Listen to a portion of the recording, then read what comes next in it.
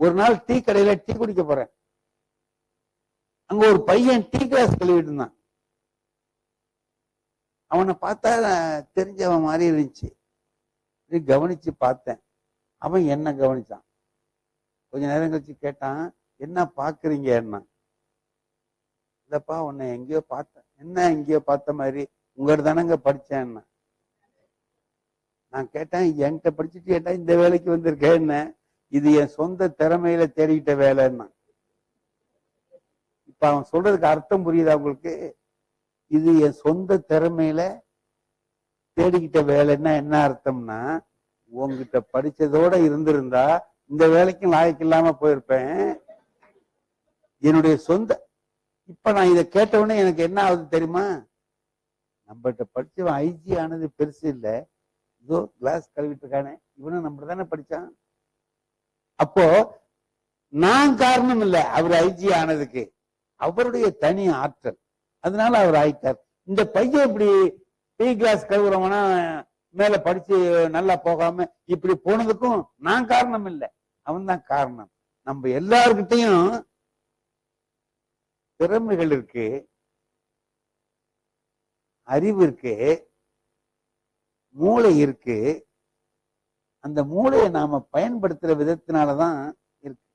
நம்ம அந்த செல்லு வச்சிருக்கோம்ல, இந்த செல்லுல இவன்ட்டு இந்த பையன்ட்ட கொடுத்தோம்னா என்னென்ன வேலை செய்வான்.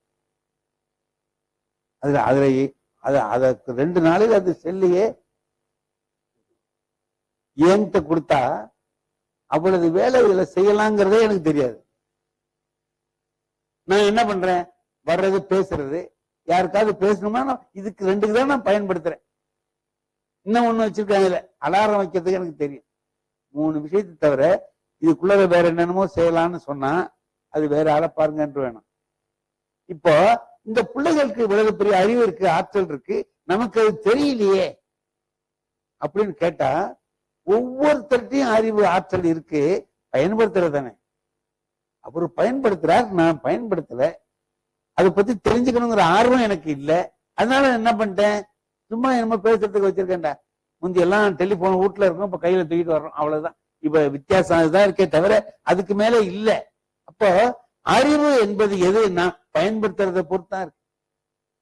நீ அதை இந்த மூளையை பயன்படுத்தினா நல்லா வந்துடலாம். அறிவுங்கிறது என்ன? இப்ப மகரிஷி சொல்ற, நம்ம இங்க வந்திருக்கோம்ல, வேதாத்திரி மகரிஷி அவர்கள் நிறைய விஷயத்தை நிறைய இடங்கள்ல சொல்ற போது முக்கியமா ஒண்ணு சொல்லுவாங்க. அறிவுங்கிறது என்னன்னு சொல்லுவாங்க. அறிவுன்னா என்ன? நிறைய விஷயங்களை தெரிஞ்சுக்கிறதா? முதல் உலக மகாயுத்தம் எந்த வருஷம் நடந்துச்சு? இந்த வருஷம் நடந்துச்சு, டக்குன்னு சொல்றாரு. அப்ப அவன் அறிவாளி. தெரியலன்னா அவன் முட்டாளா? நிறைய விவரங்கள் தெரிஞ்சு வச்சிருந்தா அவன் அறிவாளியா? இல்ல. எது அறிவு அப்படின்னா, திருவள்ளுவரும் அதை சொல்றார். சென்ற இடத்தால் செலவிடாது தீது ஒரி நன்றின்பால் உய்ப்பது அறிவு. நான் இப்போ ஒரு உதாரணம் உங்களுக்கு சொல்றேன் பாருங்க. ஒரு ரயில் போயிட்டு இருக்கு, கூட்டமே இல்லை, பேசஞ்சர் ரயில். இந்த ஜன்னல் ஓரமா ஒருத்தர் உட்கார்ந்து இருக்கார், இந்த ஜன்னல் ஓரமா இவங்க 2 பேர் தான் இருக்காங்க, வேற யாரும் வண்டியில இல்ல. இங்க உட்கார்ந்து இருக்கவரு நல்லா படிச்சவர், பேண்ட் கோட்டு ஹேட்டு பூட்டு எல்லாம் வச்சிருக்காரு. எதுக்கு உட்கார்ந்துருக்கவன் கிராமத்து ஆள், படிக்காதவன், மேல சட்டை கூட கிடையாது, தலையில முண்டாசு கட்டிக்கிட்டு உட்கார்ந்துருக்காரு.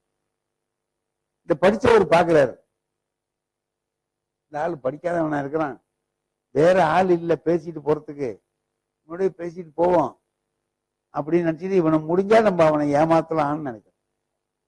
என்ன செஞ்சான்? ஐயா நம்ம 2 பேர் தானே போறோம், ஏதாவது பேசிட்டு போவோமே. பேசுவோங்களே, கிராமத்தால் சொன்னாரு, பேசுவோமே. சும்மா பேசிட்டு போறத விடங்க, நீங்க என்ன ஒரு கேள்வி கேளுங்க, நான் பதில் சொல்றேன், பதில் தெரியலன்னா நான் 10 ரூபா கொடுக்குறேன். யார் சொல்றா? படிச்சவர். நான் கேட்கிறேன், உங்களுக்கு பதில் தெரியலன்னா நீங்க 5 ரூபா கொடுத்தா போதும், ஏன்னா நீங்க படிக்காதவரா இருக்கீங்க அப்படின்னா. பரவாயில்லங்க செய்வோமே அப்படின்ட்டார். இப்ப யாரு முதல்ல கேள்வி கேட்கிறது? படித்தவர் சொன்னாரு, நீங்க படிக்காத நீங்களா இருக்கீங்க, அதனால நீங்களே முதல்ல கேளுங்க, நான் பதில் சொல்றேன். படிக்காதவர் கேள்வி கேட்டாரு. 3 கண்ணு. எத்தனை கண்ணு? 3 கண்ணு, 4 காது, 5 மூக்கு, 6 வாய், 7 கை, 8 காலு உள்ள மிருகம் என்னன்னு கேட்டார். படிச்சவரு யோசனை பண்றார், இந்த புராணத்துல என்ன இருக்கா, இந்த புராணத்துல இருக்கா, அதுல வருதா, இதுல வருதான்னு. ஒண்ணுத்திலையும் இந்த மாதிரி தெரியல. 3, 4, 5, 6ன்னு வரல, தெரியல. என்ன பண்றாரு? நம்ம தோத்து போயிட்டோம்னா என்ன பண்ணணும்? ஒரு 10 ரூபாயை எடுத்து கிராமத்து ஆள்கிட்ட கொடுத்தாரு. எனக்கு பதில் தெரியல, இந்தாங்க 10 ரூபாய். வாங்கி அவரு மடியை வச்சு முடிஞ்சு வச்சுக்கிட்டாரு. எனக்கு தான் தெரியல, நீங்க சொல்லுங்க விடை, அது என்ன அப்படின்னாரு. எனக்கும் தெரியாது, இந்தாங்க 5 ரூபா நான் எடுத்து கொடுத்துட்டேன்.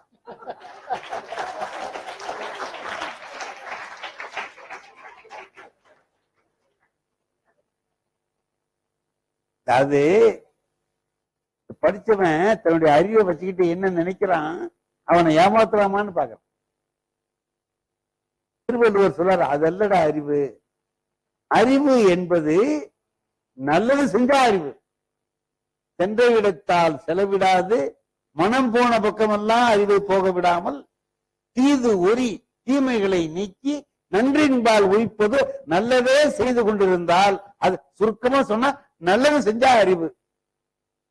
கெட்டவை எவ்வளவு கெட்டிக்காரத்தனமா செஞ்சாலும் சரி. ஒரு தடவை ஒரு சிங்கம் யானை கிட்ட கேட்டுதான், எதுகிட்ட? பேசுமான்னு கேட்காதீங்க, பேசுதுன்னு வச்சுக்க. சிங்கம் கேக்குது யானை கிட்ட, நம்ம மிருகங்கள்லயே ரொம்ப அறிவாளி யாருன்னு கேட்டது. மிருகங்கள்லயே அறிவாளி யாரு? யானை சொன்னிச்சு, நாங்க தான் அறிவாளி. என்ன நீ உங்களை அறிவாளிங்கிற? ஆமா, அதனாலதான் எங்களை மந்திரியா வச்சிருக்கீங்க. மந்திரியா இருக்கிறவங்களாம் அறிவு இருக்கணும்னு என்ன இருக்கு? வச்சிருக்கீங்கல்ல, மந்திரின்னு வச்சிருக்கீங்கல்ல. சரி, இல்ல எல்லாரும் சொல்றாங்க நரிதான் ரொம்ப அறிவு உள்ளதுன்னு சொல்றாங்களேன்னு கேட்க. எது கேக்குது? சிங்கம். யானை சொன்னிச்சு, மகாராஜா அறிவு கிடையாது, அது தந்திரம். தந்திரம் இருக்குமே தவிர தந்திரம் அறிவு ஆகாது, அதுக்கு அறிவு கிடையாதுங்க. என்ன நீ அப்படி சொல்ற? இந்த பாருங்க, ஒரு நரி வருது, கூப்பிடுங்க. நரி போனிச்சு, சரி இங்க வா. அதுக்கு வந்தது. இந்த எலி இருக்குல்ல, ஆமா, அதை பிடிச்சகிட்ட என்னன்னு கேளுங்க. ஒரு எலி ஒண்ணு பிடிச்சி சிங்கம் காமிச்சது நரிகிட்ட. நரி, இது என்னன்னு சொல்லு அப்படின்னு. இப்ப என்ன சொல்லணும்? அது எலின்னு சொல்ல வேண்டியதானே? இது என்னன்னு எலிய காமிச்சு கேக்குது, எலின்னு சொல்ல வேண்டியதானே? நரி என்ன சொன்னிச்சு? இத எலின்னு எல்லாரும் சொல்லுவாங்கன்னு. இந்த பார், எல்லாரும் என்ன சொல்லுவாங்கன்னு உன்னை கேட்கல, இது என்னன்னு உன்னதான் நான் தான் சொல்றேன், இத எலின்னு எல்லாரும் சொல்லுவாங்க. சிங்கத்துக்கு கோபம் வந்துருச்சு. மரியாதையா பதில் சொல்லு. அதாங்க சொல்றேன், இதை எலின்னு எல்லாரும் சொல்லுவாங்க.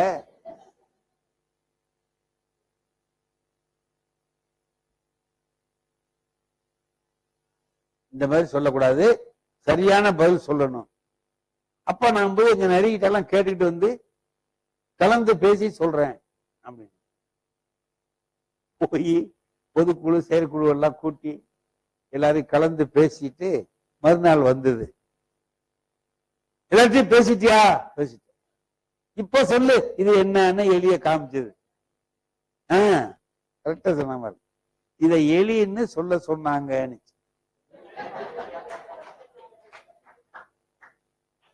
இத எலின்னு சொல்ல சொன்னாங்க. இப்ப சிங்கத்துக்கு கோபம் வந்தது, இங்க வா, இது எலின்னு தெரியாது உனக்கு? தெரியும்.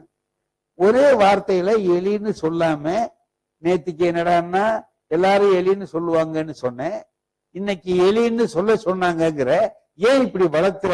நேரடியா எலின்னு சொல்ல வேண்டியதானேன்னுச்சு.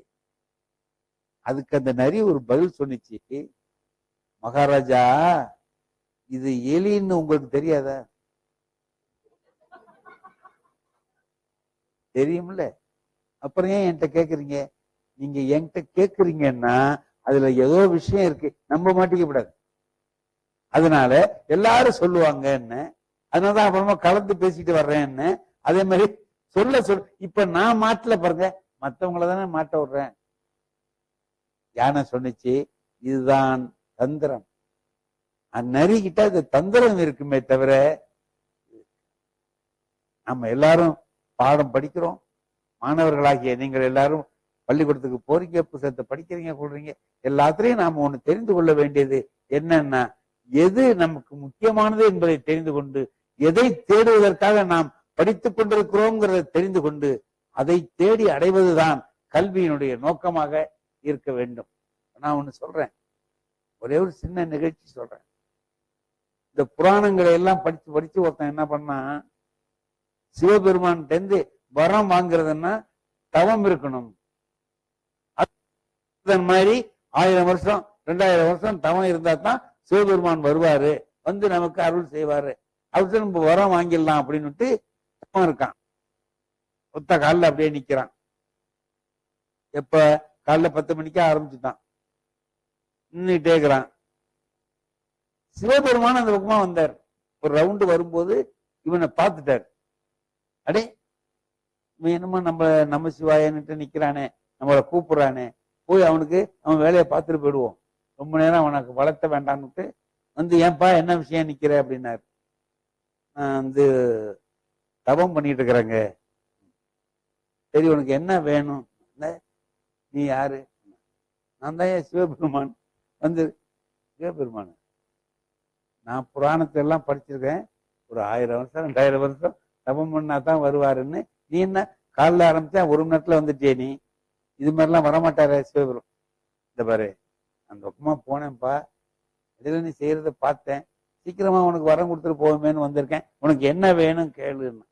இந்த பாரு, முதல்ல நீ சிவபெருமான் தானாங்கிறதே தெரியல, நீ வரம் கேளுங்கிற. நான் இன்னும் என்ன வரம் வேணுங்கிறதே முடிவு பண்ணலப்பா.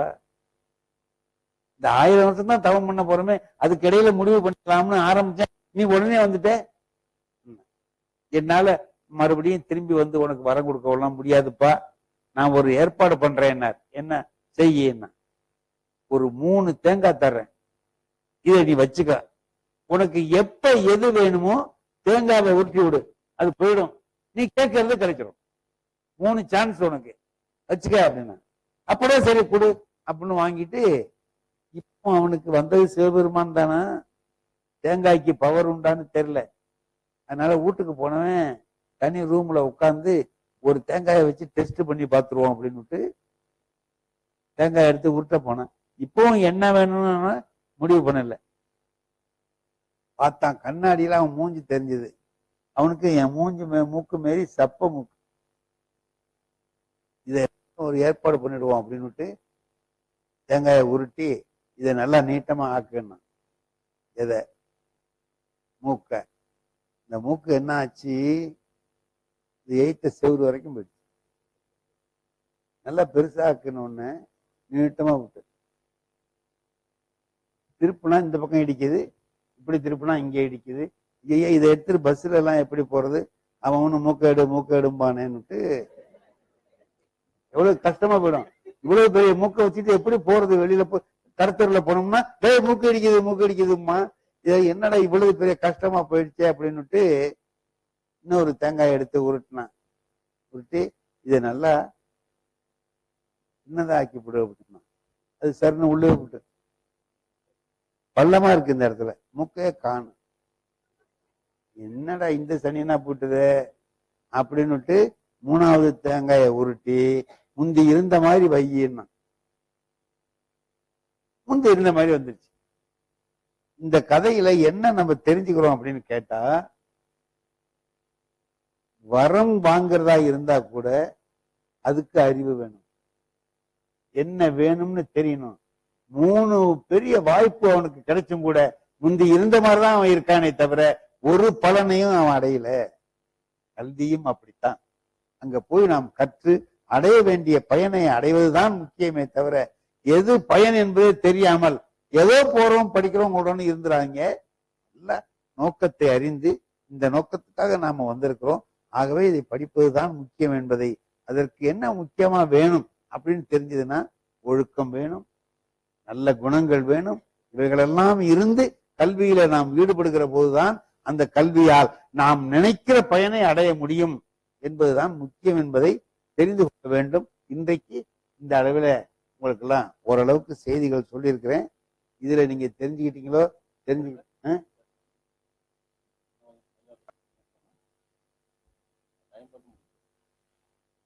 6:30 ஆகுது. ஒரே ஒரு செய்தி உங்களுக்கு சொல்லிடுறேன்.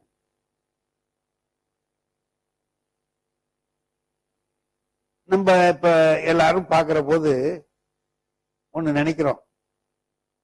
இப்ப கடைகளிலே ஒரு விளம்பரம் பண்றான்.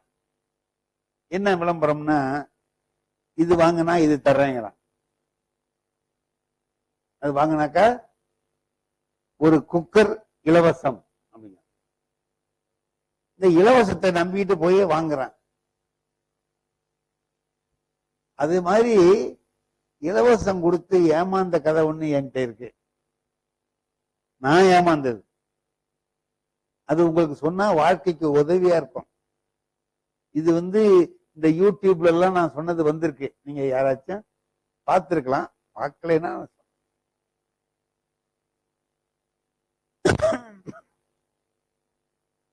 இது தெருவுல ஒரு 2 பேர் இருப்பான். அந்த 2 பேர் மகா அயோக்கியனும்.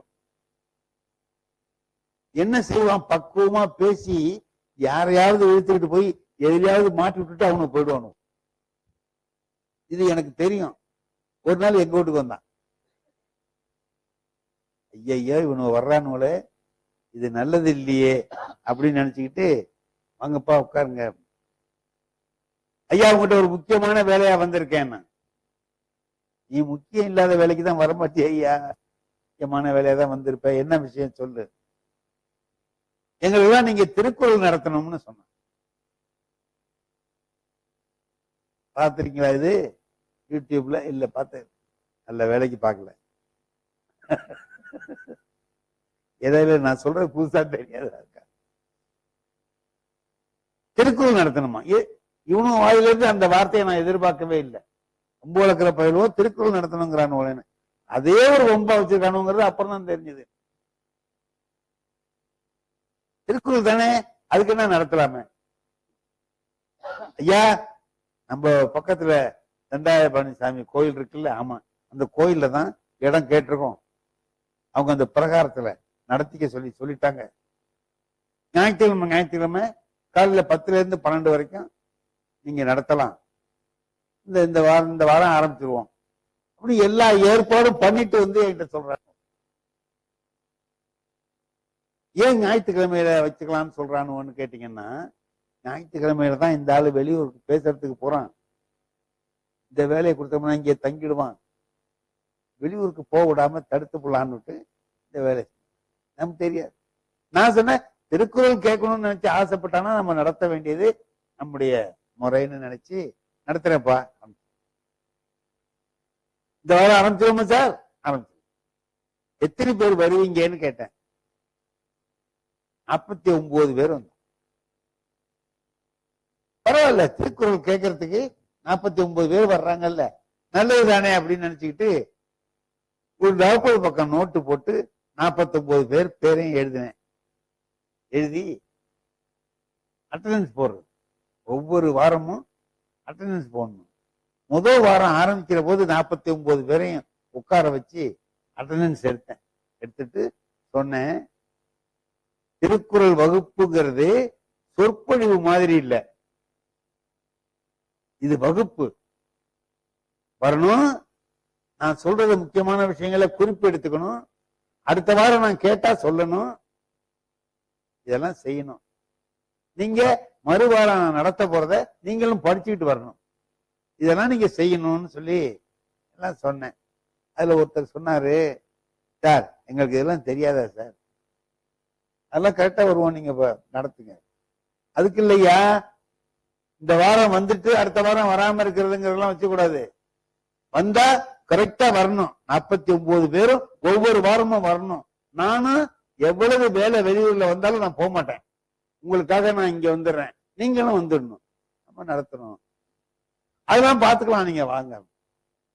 முதல் வாரம் 49 பேர் வச்சுக்கிட்டு கடவுள் வாழ்த்து அதிகாரம் 10 குறளையும் நடத்தி நான் செஞ்சுட்டேன்.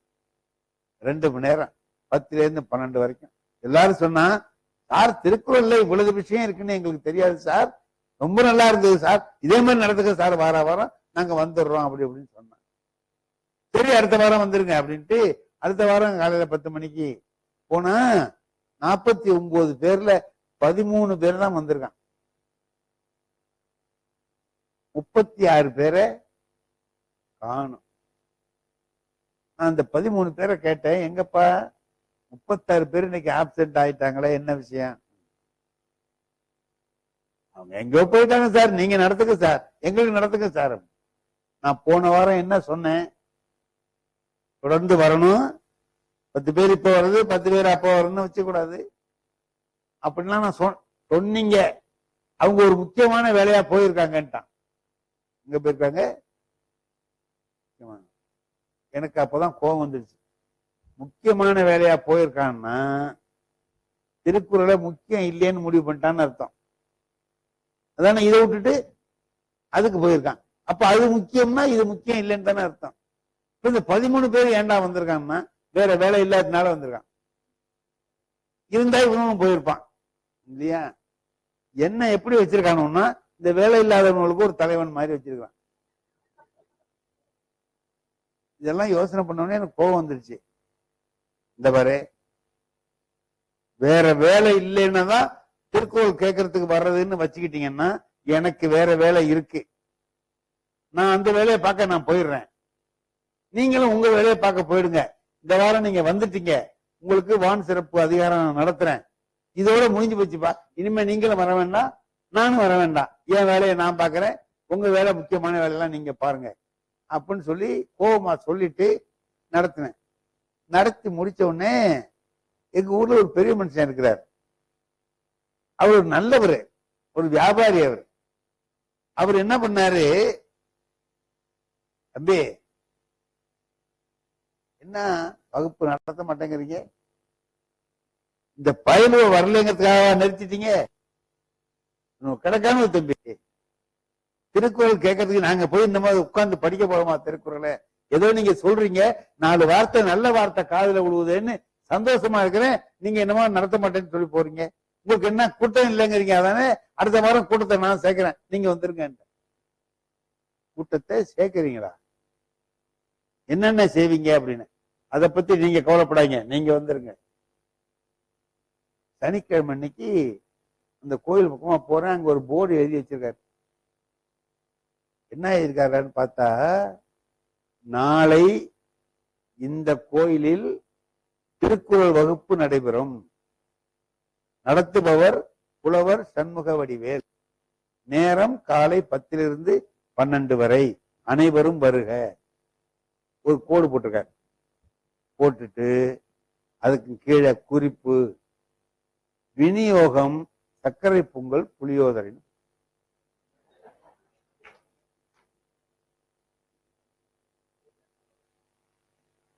இலவசம். சர்க்கரை பொங்கல் விநியோகம், சர்க்கரை பொங்கல்.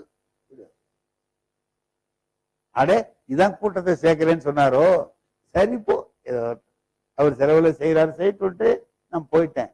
ஞாயிற்றுக்கிழமை அன்னைக்கு நான் போய் வகுப்பு நடத்தணும்ல, அங்க நுழைஞ்சு இங்க வரணும். அங்க நுழையிறேன், உள்ள வர முடியல. உள்ள உட்காந்துருக்கான்னா இதுல 200 பேர் உட்காரலான்னா 400 பேர் உட்கார்ந்தா எப்படி உட்காருப்பான்? நெருக்கி அடிச்சு இடைவெளியே இல்லை. நான் அங்க உள்ள நுழைய முடியாம அங்க நிக்கிறேன்.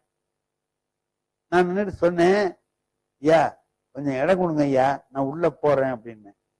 அங்க உட்கார்ந்து இந்த ஆள் சொல்றாரு, இங்கே உட்காருயா. என்னய்யா இங்கே உட்காரு, ஏன் உட்கார சொல்ற அப்படின்னு. இங்கேயும் வரும்யா உட்காருயா.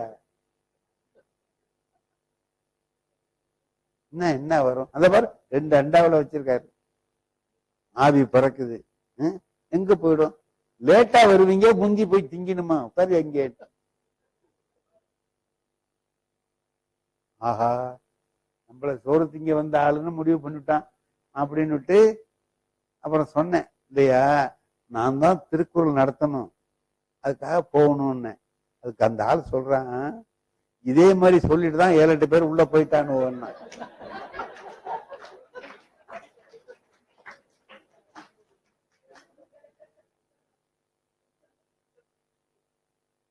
அடப்பாவி, உங்களை உள்ளே விட மாட்டேங்கிறானே. நான் அப்படியே கையை கட்டிட்டு நிக்கிறேன் அங்கே. அவர் இங்க நிக்கிறார், என்ன வியாபாரி இங்க நிக்கிறார். என்ன பார்த்தாரு, தம்பி உள்ள வாங்க, கூட்டம் இல்லை, நீங்க கூட்டம் வந்துட்டு அங்கேயே நிக்கிறீங்க, வகுப்பு ஆரம்பிங்க வந்து. அண்ணே வரலான்னு தானே நினைக்கிறேன், விட மாட்டேங்கிறாங்க அண்ணே. என்ன அது விட மாட்டேங்கிறாங்க அண்ணே, உள்ள முடிஞ்சு அவங்க விட்டாதானே உள்ள வரலாம். யாருக்கு இடம் கொடுங்கப்பா, சாதாரண திருக்குறள் நடத்தணும். அங்க உட்காந்து அந்த ஆள் சொல்றான், நீங்கதான் நடத்தணுமா சார், முதலே சொல்லப்படாதா சரி,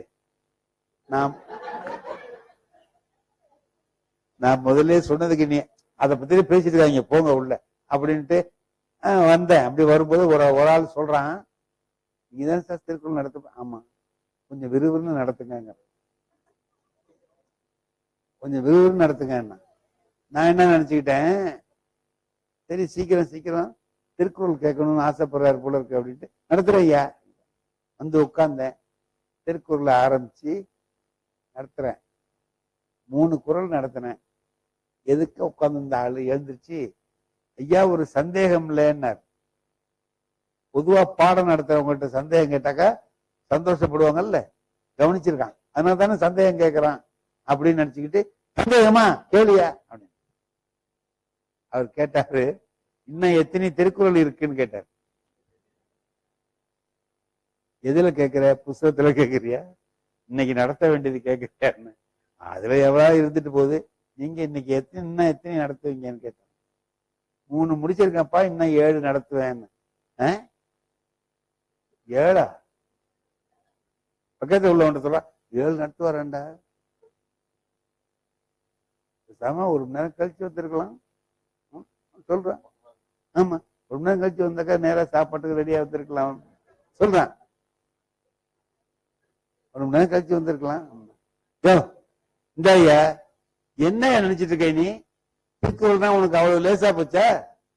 3 இருக்கு 7 இருக்குன்னு கேக்குற, திருக்குறள்னா என்னன்னு தெரியுமா உனக்கு அப்படின்னு திருக்குறளோட பெருமைகளை எல்லாத்தையும் எடுத்து சொல்லி அதெல்லாம் சொன்ன உலக பொதுமறையாது அப்படி ஆக்க முடியாது.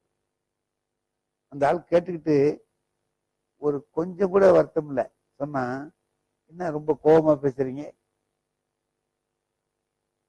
ஏதோ திருக்குறளை நீங்க தான் காப்பாத்துறதுக்கு அவதாரம் எடுத்து வந்திருக்கிற மாதிரியும், நாங்கெல்லாம் திருக்குறளுக்கு எதிரி மாதிரி பேசுறீங்க, உங்களை திருக்குறள் நடத்த வேண்டாம்னு சொன்னோமா சார்? 10 என்ன 20 நாள் நடத்துங்க, யாரு வேணாங்கிற. ஆனா ஒண்ணு வச்சுங்க, ஆறி போனா நல்லா இருக்காதுன்ட்டான்.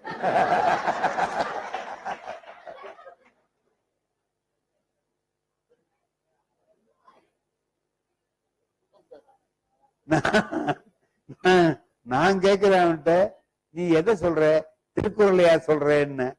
அடைய சார், அது 2000 வருஷமா ஆறாதது இன்னமே ஆறிட போகுது. அது ஒண்ணும் இல்ல, சக்கரை பொங்கல் மட்டும்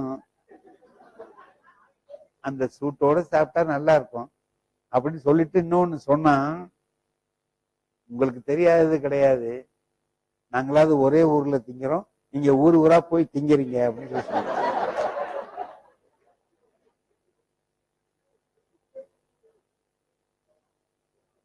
நான் சொன்னேன், அண்ணே இங்க வாங்க, இதுக்கு மேல தாங்காதுன்னு. இவனு 3 குரல் கேட்டதே பெரிய ஆச்சரியம். அதனால இலையில வச்சு எல்லாரும் கொடுத்துருக்க. சொன்ன அது செய்யுங்க, சாப்பிடுவோம், அப்புறம் நடத்துங்க சார், நீங்க நடத்துங்கிறான். அவன் இருக்க மாட்டான், போயிடுவான். அப்புறம் நீங்க நடத்துங்க அப்படின்னா எல்லாருக்கும் சக்கரை பொங்கலையும் புளியோதரையும் வச்சு ஒரு இலையில வச்சு கொடுத்தாரு. சாப்பிட்டுட்டு இருக்கும் போதே நான் சொன்னேன், இந்த பாரியா, நான் நடத்துறது ரொம்ப விரிவா இருந்தா எப்படி நடத்தலாம்னு சொல்லுங்க, குரல் பொருள் சொன்னா போதும், விளக்க உரையெல்லாம் வேண்டாம் அப்படின்னு நினைச்சீங்கன்னா சொல்லுங்க, எப்படி நடத்தலாம்னு யோசனை சொல்லிட்டு போங்கன்னு. சாப்பிட்டு விட்டுட்டு கையை கழுவிட்டு ஒரு ஆள் வேகமா என்கிட்ட வந்து மேடையில ஏறி, ஐயா யோசனை கேட்டீங்களே என்ன? ஆமா சொல்லு, என்ன யோசனை? என்ன? சக்கரை பொங்க புளியோதரை இருக்கும்போது கொஞ்சம் சுண்டல் சேர்த்தா நல்லா இருக்கும்.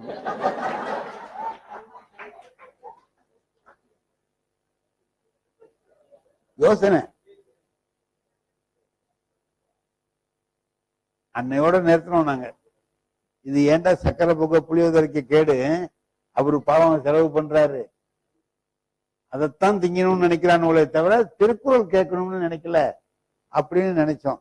ஆகையினால நீங்க எல்லாரும் நினைக்கிற போது எதற்காக வந்திருக்கோமோ அதை கொடுக்கணும். அப்பதான் அதுக்குள்ளவும் மட்டும் வருவான். திருக்குறள் யாரு படிப்ப அவன் மட்டும் வாங்கினா அவன் மட்டும் வருவான். சக்கரை பொங்கல் தரேன்னா சக்கரை பொங்கலுக்குள்ளவும் வருவான், திருக்குறளுக்குள்ள வரமாட்டான். ஆகையினால நம்முடைய வாழ்க்கையில் எதை அடைய வேண்டும் என்று நினைக்கிறோமோ நேரடியாக அதில் ஈடுபடக்கூடிய உயர்ந்த எண்ணத்தை நீங்கள் கைக்கொள்ள வேண்டும் என்பதை சொல்லி இந்த அளவில் நிறைவு செய்கிறேன். நன்றி.